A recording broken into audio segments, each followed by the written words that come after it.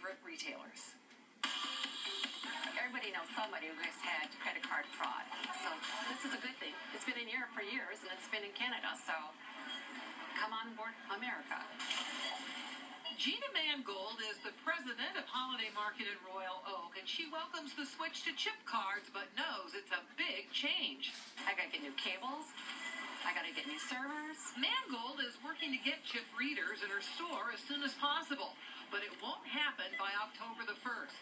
The Michigan Retailers Association says the 1st is a key date, but it's not earth-shattering for most of you. So what's happening on October 1st is really a behind-the-scenes change for the retail community.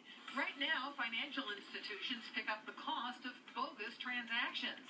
That liability will now shift to whichever institution has not upgraded to chip card security.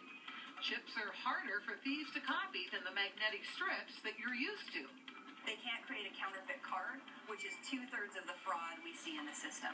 Some businesses will not make the switch. Every retailer is making those decisions based on the types of things they sell, who their customers are, how well they know their customers. The smaller retailers, less likely to be targets for fraud, may feel the upgrade is simply too expensive.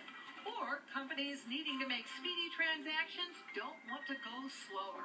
If you're going to add 3 or 4 or 5 or 10 seconds to every transaction, and you're a quick-serve restaurant with a $4 average ticket, your risk of having a fraudulent transaction is pretty small. You're most likely to see the chip readers at the high-end stores, at jewelers, and large retailers who might be targeted in data breaches. If a data breach were to occur with a chip transaction, the data that is stolen becomes obsolete much faster.